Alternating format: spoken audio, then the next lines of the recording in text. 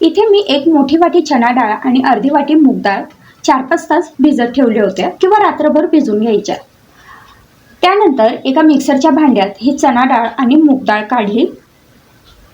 यामध्ये आपल्याला काही मसाले ॲड करून घ्यायचे। तर त्यात 4 ते 5 लसणाच्या पाकळ्या आणि साधारण 1 इंच एवढं आलं, थोडीशी कोथिंबीर टाकून घेतली, 1 चमचा जिरं, अर्धा चमचा हळद, अर्धा ते 1 चमचा लाल तिखट, लाल तिखटाऐवजी आपण हिरवी मिरची सुद्धा वापरू शकतो, चवीपुरता मीठ आणि हे सगळं मिक्सरमधनं वाटून घेतलं। तर इथे अशा प्रकारे हे वाटण तयार झालं। हे वाटण आता एका बाउलमध्ये काढून घ्यायचंय। त्यानंतर एका चाळणीला तेल लावून घेतलं, हाताला पण थोडंसं तेल लावायचं आणि आपण जे वाटण बनवून घेतलं होतं त्याचं अशा पद्धतीने कोफ्ते तयार करून घ्यायचे। तर हे पहा, हे सगळे कोफ्ते मी इथे तयार करून ह्या चाळणीवरती ठेवून घेतले।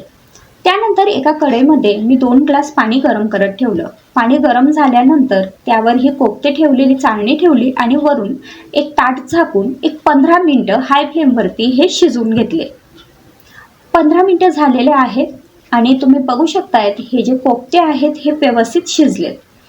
आता एका कढईमध्ये मी थोडंसं तेल टाकून घेतलं, त्यात हे कोफ्ते आपल्याला फ्राय करून घ्यायचे, फुनके म्हणतात। तर हे अतिशय पौष्टिक असतात, खूप टेस्टी लागतात। तर असे हे कोफ्ते किंवा फुनके साठी तयार झाले। तर ह्यासाठी मी इथे एका कढईमध्ये साधारण 2 ते 3 चमचे तूप घेतलंय आणि ह्या तुपामध्ये मी 1 वाटी शेवया टाकून घेतल्यात। तुम्ही कुठल्याही शेवया इथे वापरू शकता। मी इथे खास नाशिकच्या वाटी शेवया या वापरल्यात। आता ह्या शेवया आपल्याला ह्या तुपामध्ये छान परतून घ्यायच्या आहेत। तूप आपण जेवढे जास्त घेऊ आणि ह्या शेवया जेवढ्या छान परतल्या जातील तेवढी आपली ही खीर अतिशय छान लागते। तर आता तुम्ही बघू शकतायत ह्या शेवया तुपामध्ये छान खमंग आणि खरपूस अशा मी परतून घेतल्या आहेत। अगदी त्यांचा रंग बदलेल इथपर्यंत मी ह्या शेवया तुपात छान परतून घेतलेल्या आहेत। आता ह्याच्यात आपल्याला गरम दूध टाकून घ्यायचं आहे। तर इथे 1 वाटी शेवयांसाठी साधारण 3 वाटी एवढं मी दूध वापरलंय आणि हे दूध आपल्याला म्हशीचं वापरायचं आहे। हे दूध घट्ट असतं त्यामुळे शेवयांची खीर सुद्धा खूप छान लागते। तर आता दूध टाकून झाल्यानंतर ही खीर आपल्याला उकळून घ्यायची आहे। हे पहा, अशा पद्धतीने खीर छान उकळू द्यायची आहे। थोडीशी घट्ट होईल इथपर्यंत आपल्याला ही खीर उकळून घ्यायची आहे। तर तुम्ही बघू शकताय तिथे खीरीला उकळी फुटली आहे। आता ही खीर उकळायला सुरुवात झाली की मग त्याच्यात आपल्याला पाव वाटी साखर टाकून घ्यायची। आता ही साखर आपण आपल्या आवडीनुसार टाकू शकतो, कमी किंवा जास्त। साखर टाकल्यानंतर हे सगळं एकजीव करायचं आहे आणि पुन्हा ही खीर आपल्याला उकळून घ्यायची आहे। तर ही शेवयांची खीर बनायला खूप जास्त वेळ लागत नाही, पण अगदी 10 ते 12 मिनिटात ही खीर तयार होते। हे पहा, छान उकळी फुटलेली आहे, तुम्ही बघू शकताय। आणि आता ही खीर सुद्धा घट्ट व्हायला लागली आहे। शेवया शिजण्यात आल्या की मग आपण गॅस बंद करू शकतो। तर आता मी इथे केशरच्या 4-5 काड्या सुद्धा टाकून घेतलेल्या आहेत। ह्या केशरच्या काड्या आधी दुधात थोड्या वेळ भिजत ठेवल्या होत्या आणि ते दूध ह्या खीरीमध्ये टाकून घेतलंय। त्यासोबतच थोडीशी वेलची पूड मी इथे टाकून घेतली आहे। तुमच्याकडे जायफळ असेल तर जायफळ सुद्धा तुम्ही या खीरीमध्ये वापरू शकता। त्यासोबतच आपल्याला हवे ते ड्रायफ्रूट आपण इथे टाकू शकतो, जसं काजू, बदाम, पिस्ता। तर मी इथे फक्त बदाम टाकून घेतलेले आहेत। आणि आता अगदी 2 मिनिटं ही खीर उकळली की त्यानंतर मी गॅस बंद करणार आहे, कारण ही खीर थंड झाल्यानंतर अजून जास्त घट्ट होते। तर त्यामुळे थोडी पातळ असेल तेव्हाच गॅस बंद करायचा, म्हणजे जेव्हाही आपण ही खीर खाऊ तर तेव्हाही अशा पद्धतीने थोडीशी पातळ राहील। तर आता इथे मी गॅस बंद करते आणि ही नागपंचमीसाठी खास शेवयांची खीर आपली तयार झालेली आहे। पुरणपोळी बनवताना पोळीची कणिक म्हणजेच पीठ नेहमी कापडाने चाळून घ्यावं किंवा अगदी बारीक पिठीची जी चाळणी असते त्याने चाळून घ्यावे। पीठ जेवढे जास्त बारीक असेल तेवढीच आपली पोळी अगदी मऊसूत तयार होते आणि पातळ लाटता येते। पुरणासाठी डाळ शिजवताना डाळ नेहमी 2-3 तास आधी भिजत ठेवावी, ज्यामुळे ती शिजायला जास्त वेळ लागत नाही आणि अगदी 2 शिट्ट्यांमध्ये सुद्धा आपली डाळ अगदी छान मऊसूत अशी शिजून होते। पुरणपोळी अगदी व्यवस्थित गोड व्हावी यासाठी जेवढी आपण डाळ घेतली असेल तेवढेच आपल्याला साखर किंवा गुळाचा वापर करायचा आहे। समजा जर आपण 1 कप डाळ घेतली आहे तर त्यासाठी 1 कप साखर किंवा 1 कप गूळ वापरावा। आणि जर आपल्याला गूळ आणि साखर एकत्र वापरायचे असतील तर दोन्हीही समप्रमाणात आपण वापरू शकतो।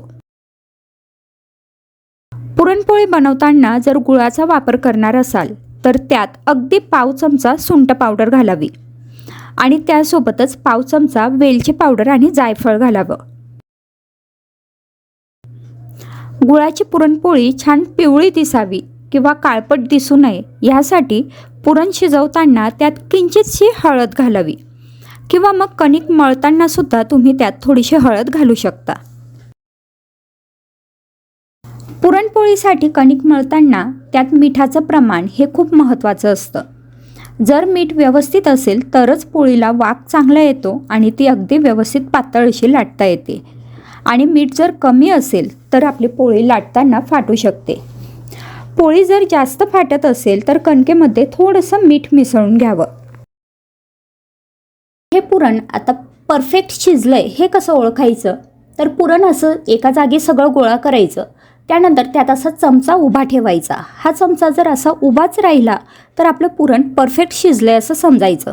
आणि जर चमचा उभा ठेवल्यानंतर आडवा पडत असेल तर समजायचं पुरण अजून 2-3 मिनिटं शिजवण्याची गरज आहे। पुरणपोळीसाठी कणिक मळून झाल्यानंतर एखादं स्वच्छ सुती कापड ओलं करून त्यावर झाकावं आणि ही कणिक 20 ते 25 मिनिटं चांगली मुरू द्यावी। यामुळे तुमची कणिक अगदी व्यवस्थित मऊसूद अशी भिजून होते। झाकून ठेवलेली कणिक 20 मिनिटांनंतर पुन्हा तेल पाण्याचा हात लावून चांगली मळून घ्यावी आणि तारा येईपर्यंत म्हणजे जेवढी जास्त लांब ताणली जाईल तेवढी ताणून घ्यावी। यामुळे कणकेला वाक चांगला येतो आणि त्यामुळे आपली पोळी लाटताना अजिबात फाटत नाही आणि आपल्याला हवी तेवढी पातळ ही पोळी आपण लाटू शकतो। कणिक मळताना मिठासोबतच 2-3 चमचे तेल देखील टाकावे, म्हणजे पोळ्या वातड होत नाहीत आणि खूप वेळपर्यंत म्हणजे अगदी पोळ्या संपेपर्यंत ते छान नरम राहतात। जर पुरण पातळ झालं असेल तर ते पुन्हा थोडंसं शिजवून घ्यावं, म्हणजे थोडंसं घट्ट होईल। किंवा तुम्ही हे फ्रीजमध्ये ठेवू शकतात, त्यामुळे सुद्धा पुरण घट्ट होतं। किंवा जर तुम्हाला हेही करायचं नसेल तर यामध्ये 2 चमचे तांदळाचं पीठ किंवा मग चणा डाळीचं पीठ भाजून टाकावं, यामुळे पुरण चांगलं आळून येतं।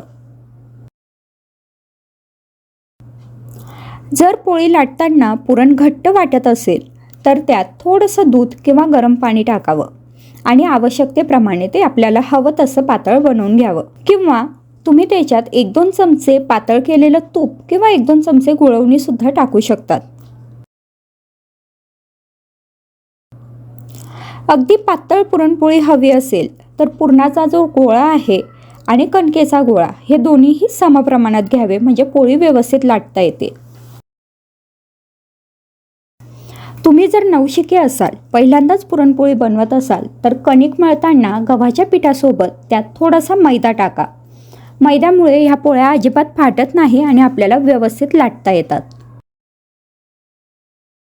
पुरणपोळी लाटताना पोळपाट्याला एखादं सुती कापड बांधावं, यामुळे पोळी न फाटता आणि अगदी पोळपाट्याला न लागता ती व्यवस्थित लाटता येते।